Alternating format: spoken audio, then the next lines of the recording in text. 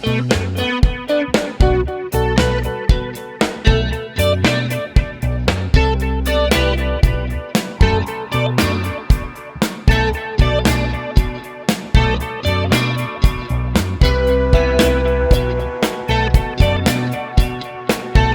Students, चलो start करते हैं क्लास 7 सेलिना पब्लिकेशन कौन सा इस मैथमेटिक्स एक्सरसाइज 16। देखो ये जो एक्सरसाइज 16 है ये एक्सरसाइज नहीं है, चैप्टर है। ये एक ही एक्सरसाइज है इस चैप्टर में। चैप्टर का नाम क्या है? Pythagoras theorem. ये पाइथागोरस थ्योरम का कुछ हिस्ट्री है, ठीक है, लेकिन उतना हिस्ट्री हम लोग को जरूरत नहीं है और हम बताएंगे भी नहीं, ठीक है।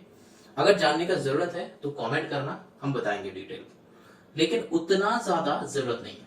तो हम कितना बताएंगे? जितना हम लोग का जरूरत होगा, ठीक है। पाइथागोरस थ्योरम मतलब ये एक थ्योरम है।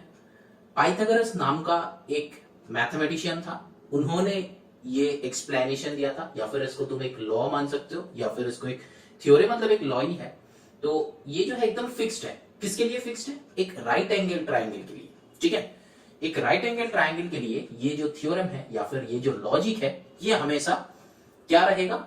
सेम रहेगा। कोई भी राइट एंगल ट्राइंगल होगा तो उसमें ये पाइथागोरस थ्योरम वैलिड होगा, ठीक है। अब चलो देखते हैं कि पाइथागोरस थ्योरम क्या है। ये जो यहां पे तुम लोग जो देख रहे हो ये है डेफिनेशन। डेफिनेशन क्या है? In a right angle triangle the square on the hypotenuse is equal to the sum of the squares on the other two sides. अब कुछ समझ में नहीं आ रहा है, लेकिन पहले राइट एंगल क्या है ये देखते हैं। देखो ये जो है ना, ये एक सीधा लाइन ड्रॉ किए, ये एक सीधा लाइन ड्रॉ किए, ठीक है। ये जो है ये 90 डिग्री एंगल, ये हम लोग को पता है। चैप्टर 15 से हम लोग को पता चल गया कि 90 डिग्री एंगल कैसे बनता है। अब देखो ये जो है एक राइट एंगल है, ये थर्ड एंगल को ऐसे ज्वाइन कर दो, मतलब थर्ड साइड को, तो ये क्या हो गया? एक राइट एंगल ट्राइंगल। जैसा भी टाइप का राइट एंगल ट्राइंगल हो सकता है, चाहे ये ऐसा भी हो सकता है, ठीक है, चाहे ये ऐसा भी हो सकता है, मतलब कोई भी टाइप का, ठीक है, ऐसा भी हो सकता है, कोई भी टाइप का हो सकता है राइट एंगल ट्राइंगल। लेकिन राइट एंगल ट्राइंगल है तो क्या है? अगर ये 90 डिग्री है ना, तो इसको हम लोग बताएंगे हाइपो। हम हाइपो शॉर्ट में बोल रहे हैं, एक्चुअली ये क्या है? हाइपोटेनियस, ठीक है। स्पेलिंग क्या है? HYPOTENUSE,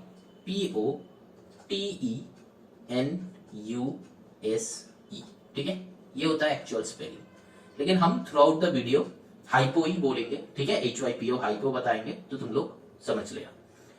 तो ये जो स्ट्रेट लाइन है, ये स्ट्रेट लाइन को हाइपो नहीं बताएंगे, ठीक है। ये हाइपो क्या होगा? ये जो राइट एंगल ट्राइंगल है ना, ये राइट एंगल ट्राइंगल का ऑपोजिट साइड में जो साइड है, ये है राइट एंगल ट्राइंगल, ये है right angle, right angle triangle नहीं है, ये है राइट एंगल। इसका एकदम ऑपोजिट साइड में जो साइड है, इसको बताएंगे हम लोग हाइपो, ठीक है। तो इसमें 90 डिग्री कौन सा है? ये वाला 90 डिग्री है। तो इसका ऑपोजिट साइड में कौन है? ये वाला साइड है, तो हाइपो इसको माना जाएगा, ठीक है। इसमें ये 90 डिग्री है, इसका ऑपोजिट साइड कौन है? ये है हाइपो, ठीक है। इसका ये 90 डिग्री है, ये 90 डिग्री का एकदम ऑपोजिट साइड, ये क्या हो जाता है? Hypo. Hypo means hypotenuse, hypotenuse, ठीक है। और फिर कोई इसको मतलब तरीका मतलब तरह तरह का एक्सप्लेनेशन है, तो इसको हम लोग हाइपो के नाम से जानेंगे, ठीक है। तो हाइपोटेन्यूज क्या है? एक राइट एंगल ट्राइंगल अगर हम लोग ड्रॉ करेंगे तो उसका ये वाला एंगल, ये वाला साइड, ये वाला जो साइड है, ये जिसको हम बोल्ड कर रहे हैं, ये वाला साइड हो जाएगा हाइपो। तो बाकी दोनों साइड को क्या कहेंगे? ये जो लंबा है इसको हम लोग बोलेंगे कि हाइट, ठीक है। और इसका एक और है, और का मतलब क्या है? परपेंडिकुलर। क्या है? परपेंडिकुलर, परपेंडिकुलर, ठीक है।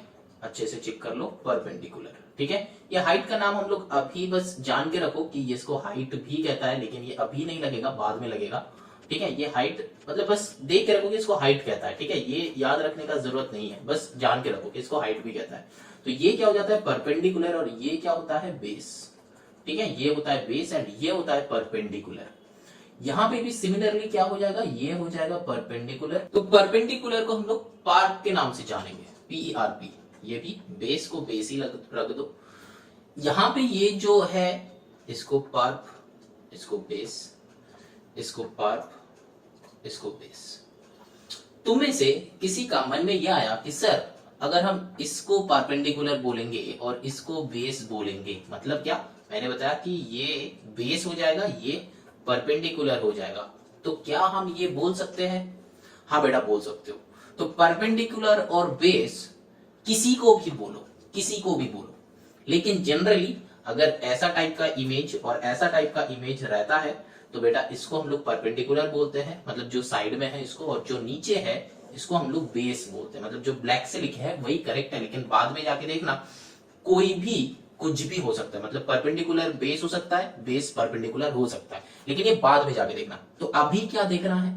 अभी बस ये देखना है कि अगर ये एक राइट एंगल ट्राइंगल है, इसका ये हाइपोटेन्यूज है और ये 90 डिग्री होगा तभी ये राइट एंगल कहा जाएगा, और ये ट्राइंगल होगा कब? ये राइट एंगल ट्राइंगल अगर होगा तो राइट एंगल ट्राइंगल में क्या होता है, अगर हम लोग ए बी सी ऐसा नाम रखेंगे तो पाइथागोरस थ्योरम कहता है कि A C square that is equal to A B square plus B C square. ठीक है, ये कहता है। तो एक्चुअली क्या कहता है?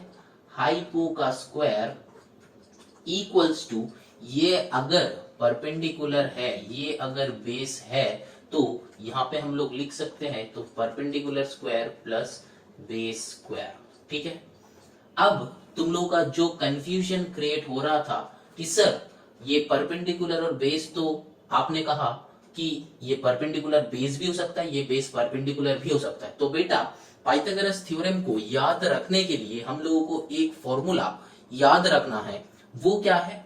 ये हाइपो जो है, हाइपो का square that is equals to sum of the square of other two side. ये बेटा याद रखना है, यही है हम लोगों का पाइथागोरस थ्योरम। समझ में आया? हाइपोटेन्यूज स्क्वायर, क्योंकि हाइपोटेन्यूज स्क्वायर जो है वो फिक्स है, और एक बात है ये राइट एंगल ट्राइंगल का ये हाइपोटेन्यूज जो है ये सबसे लंबा वाला साइड होता है, मतलब ये लाइन से भी सबसे ज्यादा, मतलब ये जो है ये हाइपोटेन्यूज क्या हो जाता है? Largest side. ठीक है, लार्जेस्ट साइड, ये याद रखना। इससे भी बहुत सारे स्टूडेंट्स को हम बताते हैं कि इससे भी तुम याद रख सकते हो कि लार्जेस्ट साइड का होल स्क्वायर, उससे भी अच्छा है कि ये हाइपोटेन्यूज का whole square that is equals to sum of the square of the other two side, that means perpendicular square plus base square. और फिर क्या हो सकता है, यहां पे अगर ये होता है तो इसका नाम अगर हम लोग पी क्यू आर दे देते हैं तो क्या हो जाएगा? पी आर का whole square that is equals to P Q square plus Q R square. समझ में आया? ये भी करेक्ट है, दैट मीन्स ये पी आर स्क्वायर क्या है? हाइपो है। ये क्या है? Sum of the square of other two sides. समझ में आया कि नहीं? समझ में आया कि नहीं? ये जो हैंड राइटिंग थोड़ा सा इंप्रूव करने का हम ट्राई कर रहे हैं, अगर इंप्रूव होता है तो बहुत अच्छा, बहुत बढ़िया, लेकिन अगर इंप्रूव नहीं भी होता है तो बेटा तुम लोग बुरा मत मानना, थोड़ा सा समझ लो, ऑडियो वीडियो दोनों देखो, जरूर समझ में आएगा। ठीक है, इस उम्र में हम हैंड राइटिंग के ऊपर काम कर रहे हैं, तो सोच रहे हो तुम लोगों को बेटा कुछ नहीं करना है, सिर्फ वीडियो को देखो, समझो, समझ बनाओ और शेयर करो, यही काम है तुम लोगों का, कुछ सीखो, यही मेरा गोल है। यहां पे जो है ना ये हाइपो, क्या हम ये सही लिखा है? सही नहीं लिखा है। क्या हो जाएगा? एग्जैक्टली हाइपो का होल स्क्वायर होगा। समझ में आया? हाइपो का whole square that is equals to sum of the square of other two sides. यही बस यही वाला लाइन अगर तुम लोग क्या करोगे? लर्न कर लोगे, लर्न कर लो। तुम लोग क्या करना है? लर्न कर लो, बस सारा का सारा सम्स बन जाएगा, कुछ नहीं करना है, सारा का सारा सम्स बनेगा। और एक लॉजिक है जो हम लोग को याद रखना है, जनरली हम लोग जब इक्वेशन सॉल्व करते हैं तो एक्स स्क्वायर इक्वल्स टू 4 अगर होता है, ठीक है, अगर होता है मतलब ये हम मान रहे हैं, लेट कर रहे हैं, ठीक है, कि एक्स स्क्वायर इक्वल्स टू 4, तो एक्स इक्वल्स टू क्या हो जाता है बेटा? Root over 4। ठीक है, ये रूट ओवर 4 का मतलब क्या होता है? x is equals to root के अंदर 2 इंटू 2 रहता है, मतलब लिख सकते तो ये 2 2 से एक 2 बाहर आएगा, एक 2 बाहर आएगा, ठीक है। यही होता है स्क्वायर रूट, तो इसका नाम क्या है, स्क्वायर रूट। ये जो है स्क्वायर रूट का लॉजिक याद होना बहुत जरूरी है। तो स्क्वायर रूट का लॉजिक जो स्टूडेंट्स को याद नहीं है या फिर जो सीखे नहीं हो, तुम लोग बेटा क्लास 8 का square and square roots, I think chapter 2 होगा, वहां पे मैंने बहुत अच्छे से समझाया है, एकदम सिंपल सा बेसिक सा लॉजिक बस देख लो कि अगर x स्क्वायर इक्वल्स टू 16 होता है तो x इक्वल्स टू कैसे निकलेगा, कैसे निकलेगा हम यहाँ पे शॉर्ट में बता देते हैं। 16 का प्राइम फैक्टराइजेशन करो, यहाँ पे क्या रहेगा, छोटा से बड़ा करना है, मतलब 2 से ही करना है डायरेक्टली, यहाँ पे 4 4 जा 16 मत कर देना, ठीक है। क्या करना, 2 से, 2 8 जा 16, फिर 2 4 जा 8, फिर 2 2 जा 4। तो यहाँ पे जितना सारा प्राइम फैक्टर्स आएगा उससे क्या करना है, एक पेयर से एक लेना है, एक पेयर से एक लेना है, तो 2 इंटू 2, तो अल्टीमेटली आंसर इज 4। समझ में आया। चलो कुछ और देखते हैं, मतलब मान लो कि x स्क्वायर इक्वल्स टू 64 है, तो x इक्वल्स टू बेटा क्या होगा, 64 का प्राइम फैक्टराइजेशन करो, 2 से कितना होता है 32, फिर 2 से करो 16, फिर 2 से करो 8, फिर 2 से करो 4, फिर 2 से करो 2, कितना हुआ वो काउंट नहीं करना है, ये 2 2 से एक 2 बाहर आएगा, ये 2 2 से एक 2 बाहर आएगा, ये 2 2 से एक 2 बाहर आएगा, answer will be 2 into 2 into 2। समझ में आया, मल्टीप्लाई करना है, प्लस नहीं, 2 इंटू 2 इंटू 2, तो कितना हो जाता है 2 2 जा 4 2 जा 8, तो 8 विल बी द आंसर। समझ में आया कि नहीं। चलो अब कुछ और देखते हैं, मान लो कि x स्क्वायर इक्वल्स टू 625 है, तो x इक्वल्स टू कितना होगा बेटा, 625 करो, प्राइम फैक्टराइजेशन करो, किससे होगा, मिनिमम कितना नंबर है 5 से जाएगा, तो 5 से कितना हो जाएगा, 5 1 जा 5, 6 1 2, 5 2 जा 10, तो 125, ठीक है। फिर 5 से करो कितना होगा 25, फिर 5 से करो कितना होगा 5, तो 4 में से कितना आएगा 2 आएगा, कैसे, ये 2 5 से एक 5, ये 2 5 से एक 5, तो 5 इंटू 5 कितना होगा आंसर 25, मल्टीप्लाई करना है ये दोनों में, ठीक है। समझ में आया, हाँ कि ना। अगर अभी तक समझ में नहीं आता है, चलो बेटा कुछ और देखते हैं। देखो x स्क्वायर इक्वल्स टू 1331, तो x इक्वल्स टू बेटा क्या हो जाएगा, x इक्वल्स टू बेटा क्या हो जाएगा 1331। काउंट करने का ट्राई जितना भी कर लो तुमसे हो नहीं पाएगा शायद, क्योंकि ये जो है 11 से जाएगा, 11 से, मिनिमम नंबर है 11, ट्राई करके देखो। 11 से अगर यहाँ पे करोगे तो कितना आएगा 121, फिर से 11 से करोगे तो कितना आएगा 11, तो 3 11 आया है ना, 3 11 आया। तो सर इसको कैसे लिखेंगे, इसका एक पेयर है तो एक 11 बाहर आएगा, इसका पेयरिंग नहीं मिला तो वो रूट के अंदर रह जाएगा, दैट मीन्स 11 रूट ओवर 11, ऐसे हम लोग आंसर लिखेंगे, x equals to 11 root over 11। समझ में आया, नहीं समझ में आया, चलो छोड़ देते हैं, एक और एक देखते हैं। x स्क्वायर इक्वल्स टू मान लो कि 38 है, ठीक है, x इक्वल्स टू कितना हो जाएगा बेटा, चलो देखते हैं। 38 का मैंने क्या बताया, प्राइम फैक्टराइजेशन करना है, कितना 2 से, कितना हो जाएगा 2 1 2 3 1 2 9 19, तो दोनों का एक पेयर नहीं मिल रहा है, तो बेटा आंसर क्या हो जाएगा रूट ओवर 38, बस खत्म। समझ में आया कि नहीं, नहीं आया। चलो कुछ और देखते हैं।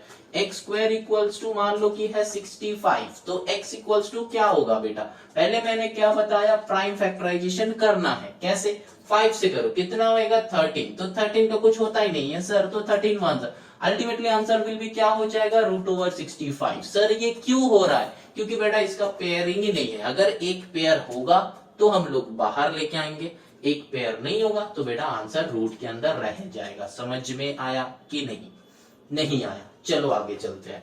एक्स स्क्वायर इक्वल्स टू 175, ठीक है, x इक्वल्स टू कितना होगा, चलो करते हैं 175। मैंने क्या कहा था, मैंने क्या कहा था, प्राइम फैक्टराइजेशन हम लोग का बेसिक रूल है, मतलब स्टेप 1 इज प्राइम फैक्टराइजेशन। करो, कैसे करना है, 5 से करो, 5 3 15, 2 5 कितना होता है 5 5, वेरी गुड। एक और बार चेक कर लो, 5 3 15, 16 17 25, 5 5 25, ठीक। अब करो यहाँ पे 5 से करो, 5 7 होता है ना, 5 7 35। अब प्राइम फैक्टराइजेशन बहुत सारे स्टूडेंट्स है कि यहाँ पे तुम लोग 7 1 7 करते हो और बहुत सारे स्टूडेंट्स नहीं करते हो, बेटा दोनों का आंसर सेम ही आएगा। यहाँ पे अगर जब तुम करोगे ना 7 1 7, इसका जो आंसर आएगा और जो बच्चा ये नहीं करेगा उसका भी आंसर सेम आएगा, ठीक है। अगर नहीं समझ में आता है तो चेक कर लो, ठीक है।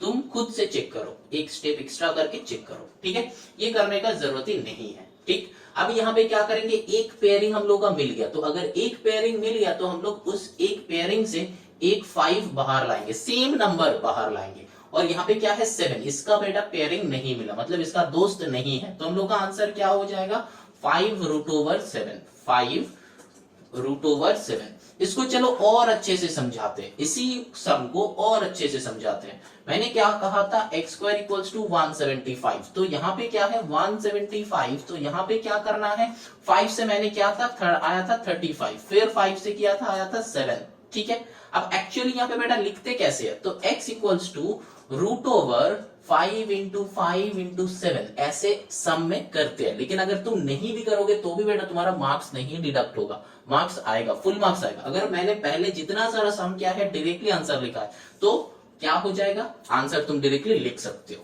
ठीक है, उसमें मार्क्स नहीं कटेगा। लेकिन हम दिखा रहे हैं कि एक्चुअली क्या होता है। जो बच्चे क्लास 8 का वीडियो देखना नहीं चाहते हो, ये इन बच्चों के लिए है, ठीक है। कि तुम लोगों को बेटा कोई स्टूडेंट्स है कि शॉर्टकट मेथड में चलो कर लेते हैं, जितना सर ने बताया चलो देख लेते हैं, क्या होगा जान के कुछ, मतलब हम तो कुछ नहीं हो सकता ना मेरा, अभी हम तो अभी क्लास 7 में है, कुछ नहीं हो सकता मेरा। हम तो ऐसा नहीं कि नेक्स्ट ईयर हम पीएम सीएम बन जाएंगे, ऐसा भी नहीं, हम बराक ओबामा के साथ कंपीट करेंगे पॉलिटिक्स में, ऐसा तो हो नहीं सकता कि रातों रात हम गूगल का सीईओ बन गया, ऐसा तो हो नहीं सकता, मेरे से कुछ होगा ही नहीं। तो चलो सर ने जितना बताया जैसे सब बनेगा उतना ही चलो समझते हैं। अगर ऐसा सोच है बेटा तो ये देखो, अगर तुम्हारा सोच है कि नहीं सर ने क्या बताया चलो डीप में जाके डीपली जाके देखते हैं, तो बेटा क्लास 8 का जो मैंने स्क्वायर एंड स्क्वायर रूट्स का वीडियो बनाया वो वीडियो जाके थोड़ा सा देख लो, थोड़ा सा मतलब एकदम बेसिक सा सम्स देख लो, ठीक है। ऐसा मत सोचना कि तुम क्लास 8 का सम्स देख रहे हो, ऐसा सोचो कि तुम एक सम देख रहे हो जिसका बहुत सारा मेथड तुमको पता होगा, सीखना है बेटा। ऐसा नहीं कि तुम बस जो जैसे मतलब हो रहा है वैसे चलती जाओ, मतलब चलती का नाम गाड़ी, वैसे मत सोचो, ठीक है, सीखना है तुमको। अब देखो यहाँ पे क्या है 5 इसका हम लोग का पेयरिंग मिल गया, पेयरिंग मिल गया तो एक 5 बाहर आएगा, तो इसका यहाँ पे एक तो ऐसा सिंबल देना, ये बस तुम्हारे लिए है। तो 5√7, ये √7 जो है अंदर में रह जाएगा, समझ में आया, यही होगा आंसर, यही होगा आंसर बेटा। तो ये जो है स्क्वायर से निकालना है, ठीक है। तो ये वाले क्वेश्चन में हमेशा हर एक क्वेश्चन में देखना ऐसा स्क्वायर आएगा और हम लोग को उसको सॉल्व करना है। यहां तक ही हम बताएंगे, ये जो है थोड़ा सा इंट्रो था, ये इंट्रो बहुत अच्छे से समझो, बहुत अच्छे से समझो, फिर जाके सम्स करना। ऐसा नहीं कि डायरेक्टली जाके तुम सम्स करो, ऐसा नहीं होता है बेटा, सम से मत देखना, यहां तक पहले देखो, समझो इसको। अगर समझ में नहीं आता है तो बेटा एक और बार देखो स्टार्टिंग से, क्योंकि यही सबसे इंपॉर्टेंट है। अगर ये यहां तक अगर समझ में आ गया तुम्हारा तो आगे बस 5 और 10 मिनट में बेटा तुम एक्सरसाइज कर लोगे। बहुत इजी है, बहुत इजी है, बहुत इजी है। पाइथागोरस थ्योरम मतलब इजीएस्ट है, इजीएस्ट टॉपिक, ठीक है, बहुत इजी टॉपिक है। मतलब हम तो बोलते हैं कि जिसको कुछ नहीं आता उसको पाइथागोरस थ्योरम आता है ना, ठीक है। चलो अभी करते हैं एक्सरसाइज 16 में चलते हैं, क्वेश्चन नंबर 1 डायरेक्टली करते हैं, देखते हैं क्वेश्चन कैसे बनाया जाए। देखो, in a triangle ABC is right angle at vertex A, calculate the length of BC if AB equals to 18, AC equals to 24। देखो यहाँ पे दो टाइप का स्टूडेंट्स होता है, एक टाइप का स्टूडेंट्स जो है सम समझना चाहते हैं, दूसरा टाइप का स्टूडेंट जो है बस सोल्यूशन देखना चाहते हैं। तो दूसरा टाइप का स्टूडेंट्स के लिए हम बता रहे हैं बेटा तुम अगर सिर्फ सोल्यूशन के लिए बैठे हो तो बेटा तुम कहीं पे भी तुमको मिल जाएगा, सोल्यूशन के लिए मत देखो, तुमको सीखना है। अब जो पहला वाला स्टूडेंट्स है, अगर तुमको सीखना है तो बेटा एक वीडियो को बहुत बार मत देखो, एक ही बार देखो, बस थोड़ा सा जहां पे समझ में नहीं आ रहा है उस थोड़ा सा रिवाइंड करके देखो, फिर आगे चलते रहो, रिवाइंड करके देखो फिर आगे चलते रहो। मतलब एक बार पूरा का पूरा देख लिया फिर पूरा का पूरा सम को रिवाइंड मत करो, जो लाइन समझ में नहीं आया उस लाइन को समझने का ट्राई करो, ठीक है। और बहुत अच्छे से कंसेंट्रेट करो। पहला 4-5 सम अगर हम बनाएंगे और तुम पहला 4-5 सम तुम्हारा समझ में आ गया तो बेटा एक्सरसाइज तुम खुद से ही बना लोगे, कुछ नहीं है इस एक्सरसाइज में। चलो सम बनाते हैं। पहले डायग्राम ड्रॉ करना है हमको, ठीक है, करना ही है, ऐसा नहीं कि करना जरूरी है, लेकिन ये हम लोगों को मतलब ये हम लोगों के लिए इजी होगा, ठीक है। देखो right angle triangle ABC is right angle at vertex. Vertex मतलब क्या है, ये जो नोड्स है ना, मतलब ये जो पॉइंट्स है ना, इसको हम लोग वर्टेक्स कहता है। तो एक ट्राइंगल का 3 वर्टेक्स होता है, मतलब 3 पॉइंट्स जहां जहां मीट किया है वो होता है वर्टेक्स। मतलब ये वाला जगह, ये वाला जगह, ये वाला जगह होता है वर्टेक्स, ठीक है। तो यहाँ पे बताया है कि right angle at vertex A, that means A यहाँ पे ही बैठेगा, ए जो है यहाँ पे ही बैठेगा। अब बीसी को तुम कहीं पे भी बिठा लो, तुम यहाँ पे भी बिठा सकते हो बीसी को, और इसका उल्टा भी कर सकते हो, यहाँ पे बी यहाँ पे सी भी कर सकते हो, तो कोई बेटा फर्क नहीं पड़ेगा। BC को लेके उतना इंटरेस्ट ही मत रखो, ठीक है, उतना इंटरेस्ट है ही नहीं मेरा BC, कहीं पे भी बैठ जाए चलेगा, बस हमको A को सामने बैठना है, ठीक है, बस A को सामने बैठना है, सामने मतलब एकदम 90 डिग्री एंगल के वहां पे बैठना है, ठीक है, जहां पे 90 डिग्री बन रहा है वहां पे A को बैठना है, क्योंकि A जो है बच्चा बहुत खराब है, ठीक है, क्योंकि उसको सिखाना है हमको बहुत अच्छे से, इसीलिए बेटा तुम एकदम सामने बैठो, सामने मतलब 90 डिग्री पे बैठो, ठीक है, तो बैठ गया, उसको बैठा दिया, पुट कर दिया। अब ABC, ठीक है, ABC का मतलब क्या है, ABC तो बैठ गया, अब कहीं पे भी तुम पुट करो आंसर सेम आएगा। चलो हम दोनों ही ड्रॉ करेंगे, ठीक है, एक यहां पे मैंने पुट कर दिया, यहां पे C, यहां पे B, ठीक। अब देखो वैल्यूज पुट करो, क्या है, calculate the length of BC, BC ये वाला लेंथ हमको चाहिए, BC ये वाला लेंथ हमको चाहिए। देखा दोनों डायग्राम में सेम आया। देखो AB का वैल्यू है 18, AB का वैल्यू ये है, यहां पे आया 18, BC का वैल्यू है नहीं, AC का वैल्यू है 24, AC का वैल्यू है 24। यहां पे देखो AB का वैल्यू है 18, AB का वैल्यू है 18 और AC का वैल्यू है 24। अब बेटा तुम लोग कहोगे कि सर ये तो वैल्यू ही उल्टा हो गया, लेकिन सम कैसे करें, तो फिर अलग अलग होना चाहिए, लेकिन मैथ्स का मैजिक देखो, ठीक है, क्या देखना है, मैथ्स का मैजिक। यहाँ पे क्या है देखो, BC हम लोग का क्या था फॉर्मूला, कि हाइपो का whole square that is equals to sum of square of, उतना हम लिख नहीं रहे हैं, ठीक है, सम ऑफ शॉर्ट में लिख रहे हैं, sum of square, sum of two sides, मतलब अदर टू साइड्स। अगर कोई भी बच्चा यहाँ पे अगर होल स्क्वायर देने का सोच रहे हो ना, तो वो मत सोचना, क्योंकि बेटा दोनों अलग अलग होल स्क्वायर है, ऐड करके होल स्क्वायर नहीं, अलग अलग होल स्क्वायर, ठीक है। तो sum of the square of other two side, that means यहाँ पे क्या होगा, जब भी डायग्राम ड्रॉ करोगे ना, तब उसको ऐसे लिख लो कि BC का whole square that is equals to AB का होल स्क्वायर प्लस AC का होल स्क्वायर, ठीक। अब BC का वैल्यू हम लोग को चाहिए, हम लोग को पता ही नहीं है ना, तो वो जैसा है उसको रख दो, BC का होल स्क्वायर रख दो उस बेचारे को।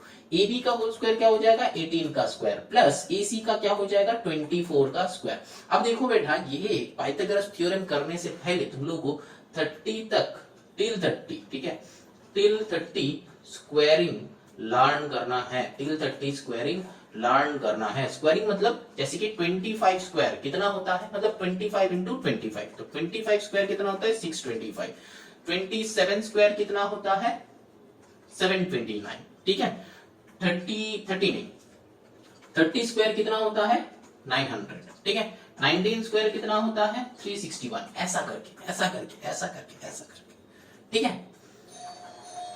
तो सारा का सारा सम्स बहुत इजीली सॉल्व हो जाएगा, बहुत इजीली सॉल्व हो जाएगा। मतलब जो बच्चा यहाँ पे साइड में करना ट्राई करेगा ना, मतलब जब तक ये साइड में मल्टीप्लीकेशन करेगा तब तक बेटा तुम्हारा हो गया होगा। तो यहाँ पे BC square that is equals to 18 square, 18 square क्या है, 18 स्क्वायर 324 है बेटा, कैलकुलेट कर लो। 24 स्क्वायर, 24 स्क्वायर क्या होता है, 25 को होता है 625, उससे पहले का होगा, दैट मीन 576, ठीक। अब और BC square that is equals to, दोनों को ऐड करो, 6 प्लस 4 क्या होता है 10 का 0 कैरी 1, 7 प्लस 1 8 एंड 2 कितना होता है 8 टू 10 का 0 कैरी 1, 5 3 8, तो फिर आया कितना 800। क्या मैंने कैलकुलेशन सही किया है, नहीं बेटा, ये आएगा 900, ठीक है। तो मेरा कैलकुलेशन पे ध्यान मत दो, तुम लोग कैलकुलेशन खुद से करो। तो BC इक्वल्स टू क्या हो जाएगा, √900 दैट इज 30 हो जाएगा, ठीक है, 30 का स्क्वायर होता है 90, तो आंसर विल बी 30। इसको सॉल्व करो, ठीक है, सॉल्व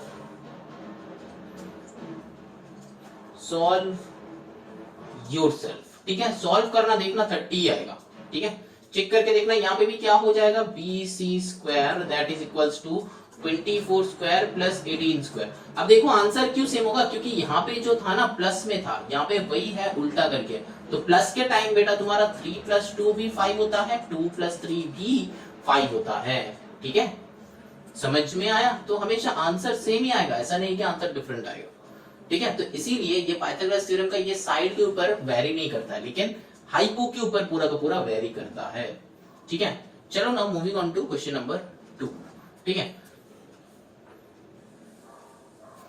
यहां पे भी है सेम टाइप का क्वेश्चन, देखो XYZ right angle at vertex Z अब देखो यहाँ पे कुछ स्टूडेंट्स के मन में ये क्वेश्चन होगा कि सर अगर ये right angle at vertex Z या फिर right angle at vertex A जो प्रीवियस सम में दिया हुआ था, या फिर नेक्स्ट सम में तो दिया हुआ है right angle at vertex R, अगर ये दिया हुआ नहीं है, गिवन नहीं है, तो क्या हम लोग क्या करेंगे? अब देखो अगर ये right angle at vertex Z अगर ऐसा कुछ लिखा हुआ नहीं है तो बेटा हम लोग क्या करेंगे? तो वो क्वेश्चन वैलिड ही नहीं होता है, ठीक है, क्योंकि तुमको हमेशा गिवन रहेगा कि कौन सा वर्टेक्स पे ये राइट एंगल है, ठीक है। तो यहाँ पे वर्टेक्स Z गिवन है, तो बाकी तो YZ को तुम मतलब बाकी तुम XY को कहीं पे भी रखो, XY मैंने ये दोनों में रख दिया। अब देखो XY equals to 13, XY equals to 13 given है, XZ इक्वल्स टू 12 गिवन है। अब तुम लोगों को लग रहा है कि सर इधर तो पहले नहीं था, ये कहां से होगा? तो बेटा पहले लिख लो कि XY का square that is equals to XZ का होल स्क्वायर प्लस ZY का होल स्क्वायर, ठीक है। अब देखो यहाँ पे ये जो ZY है ना, इसका वैल्यू नहीं है, तो ZY को ZY रखो। बहुत सारे टीचर्स या फिर बहुत सारे स्टूडेंट्स इसको X मान लेते हो, तो X मत मानो, ठीक है, ZY को ZY ही रखो। अब देखो ZY अगर हम लोग को फाइंड करना है तो इस बेचारे को दूसरा साइड सेंड कर दो, ठीक है, या फिर पहले ही सेंड कर दो, या फिर तुम लोग वैल्यू पुट करने के बाद भी सेंड कर सकते हो। तो XY का वैल्यू क्या है? 13 का whole square that is equals to XZ that means 12 का होल स्क्वायर प्लस यहाँ पे ZY का होल स्क्वायर को ZY ही रखो। अब क्या है, और ये 13 का होल स्क्वायर होता है 169 माइनस 12 का होल स्क्वायर क्या होता है 144 that is equals to ZY का होल स्क्वायर। सर आपने ये क्या कर दिया? देखो बेटा मैंने कुछ नहीं किया, ये जो 12 स्क्वायर था, ये जो 12 स्क्वायर था इसको लेफ्ट साइड लेके गया, जब लेके गया तब मैंने ऑलरेडी कैलकुलेट कर दिया। तो 12 स्क्वायर क्या होता है 144, लेफ्ट साइड जाएगा तो सब्ट्रैक्ट हो जाएगा, ठीक है। लीनियर इक्वेशन जैसा सॉल्व करो और कुछ नहीं। तो 169 144 से उधर कितना है? उधर है 19 प्लस इधर कितना है 6, तो 19 प्लस 6 कितना होता है 25। तो यहाँ पे क्या हो जाएगा 25, तो दैट मींस आंसर आ रहा है 5 आ रहा है ना। तो यहाँ पे ZY का होल स्क्वायर, ये Z है 7 नहीं है, तो और 5 इक्वल्स टू ZY। तो हम लोग को ZY का वैल्यू ढूंढना था, हम लोग ढूंढ लिया कि वो कितना है 5 है। लेकिन यहाँ पे एक बात है बेटा, unit is very important, unit को ध्यान में रखना, ठीक है। तो यहाँ पे आंसर विल बी 5 सेंटीमीटर, ठीक है, 5 सेंटीमीटर। अगर यूनिट गिवन नहीं है तो बेटा तुम्हारा 0.5 डिडक्ट हो जाएगा ऑब्टेन्ड मार्क्स से, तो वो नहीं करना है। 0.5 भी हमको क्यों छोड़ना है, उसको भी लेके आना है। चलो now moving on to the question number 3। Question number 3 करते हैं। देखो क्वेश्चन नंबर 3 में क्या है, triangle PQR is a right angle triangle. Same ही है, लेकिन कहां पे राइट एंगल है? R में राइट एंगल है, तो P एंड Q को कहीं पे भी पुट करो।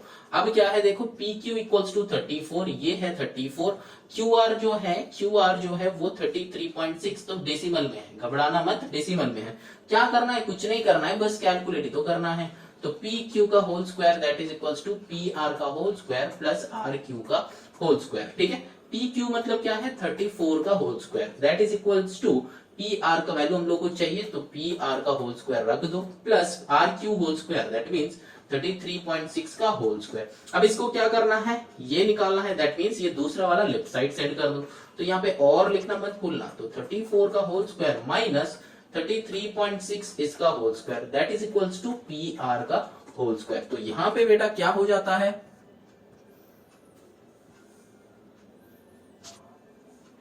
34 स्क्वायर होता है 1156 माइनस इसका होता है 1128.96, ठीक है, that is equals to PR का होल स्क्वायर। अब देखो यहाँ पे और, तो 1156 माइनस 1128.96, ये दोनों का अगर सब्ट्रैक्ट करोगे तो 27.04 that is equals to PR का होल स्क्वायर, ठीक है। अब इसका रूट निकालना है, ठीक है, तो रूट निकालना, तो बेटा इसका रूट हम कैसे निकालें, 27.04 का रूट कैसे निकालें, ठीक है। देखो यहाँ पे जो PR का वैल्यू होगा वो तो होगा 5.2, ठीक है, क्योंकि ये रूट होता है 5.2। लेकिन ये हम कैसे निकालें, तुम लोगों को तो पेन एंड पेपर से निकालना है, ऐसा नहीं कि कैलकुलेटर से तुम लोग निकाल सकते हो, ठीक है। तो इसका जो मेथड है वो हम बता रहे हैं, बहुत ध्यान से देखो।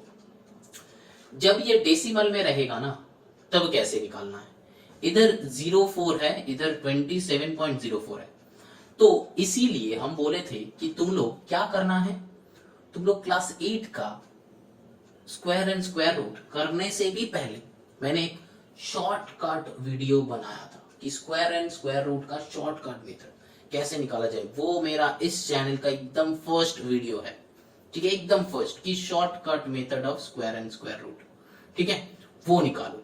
वो देखो कि एग्जैक्ट मैंने क्या दिया था वो पता नहीं, लेकिन एकदम फर्स्ट वीडियो है वो, शॉर्ट ट्रिक, ठीक है। तो इसका हम कैसे निकालेंगे, देखो 27.04 का हमको करना है, ठीक है, 27.04। पहले हमको इसका रूट निकालना है। पहले हम लोग इस पॉइंट को हटाएंगे, कैसे, डिवाइडेड बाई 100 करके, ठीक है। अब क्या करेंगे, ये 2704 हो गया, 2704 हो गया, ठीक है। अब हम लोग काउंट करेंगे, क्या 30 का स्क्वायर कितना होता है 900, 50 का स्क्वायर क्या होता है 2500, है ना, 60 का स्क्वायर क्या होता है 3600। तो ये बेचारा जो नंबर है 2704, ये 50 एंड 60 के बीच में आ रहा है। तो इसके बीच में कौन है 55 का स्क्वायर। 55 का स्क्वायर निकालने का एक ट्रिक मैंने बताया था, 55 इंटू 55। अब देखो एंड में अगर 5 होता है तो ट्रिक क्या है, ये दोनों को मल्टीप्लाई करो, 5 5 25, डायरेक्टली लिख दो। ये 5 कैंसिल आउट करके नेक्स्ट नंबर लिखो जो है 6। अब 6 5 का कितना होता है 30, तो आया कितना 3025, 3025, ठीक है। अब देखो ये एक नंबर 3025 से छोटा है कि बड़ा है, अगर छोटा है तो हम लोग आंखें बंद करके लिख सकते हैं कि ये 32 का ही स्क्वायर होगा, 32 का स्क्वायर होगा 52 का स्क्वायर होगा, ठीक है, हम लोग ये लिख सकते हैं 52 का स्क्वायर होगा, ठीक है। तो यहाँ पे हम लोग लिखेंगे 52 इंटू 52, नीचे लिखेंगे 10 इंटू 10, क्योंकि 10 का स्क्वायर होता है 100। अब यहाँ पे 2 52 है तो एक 52 को बाहर लेके आओ, 2 10 है तो एक 10 को बाहर लेके आओ, तो आंसर विल बी 5.2। देखो आंसर जाके चेक करो। समझ में आया, ये जो है, ये जो ट्रिक मैंने बताया, और जो ये 55 इंटू 55 का जो 3025 इसका जो ट्रिक बताया, यहाँ पे जो बताया, इस ट्रिक को अगर जानना है तो बेटा क्लास 8 का स्क्वायर एंड स्क्वायर रूट जाके देखो, हम नीचे डिस्क्रिप्शन में इसका लिंक दे देंगे, ठीक है। वो लिंक पे जाके क्लिक करना तो वहां पे सीधा तुम चले जाओगे, ठीक है। डिस्क्रिप्शन में उसका, उस वीडियो का हम लिंक दे देंगे, ठीक है। सीधा उस वीडियो पे जाके डुबकी मारो मतलब सीख लो इसको, ठीक है। ये मेथड बहुत अच्छे से समझ में आएगा, ये मेथड बहुत अच्छे से समझ में आएगा, और इसको अप्लाई भी तुम लोग कर सकते हो, अप्लाई भी कर सकते हो। देखा यहाँ पे मैंने कितना फटाफट निकल गया, फटाफट स्क्वायर रूट निकल गया। अगर तुम लोग होते तो क्या ना क्या करते। चलो now moving on to the question number 4।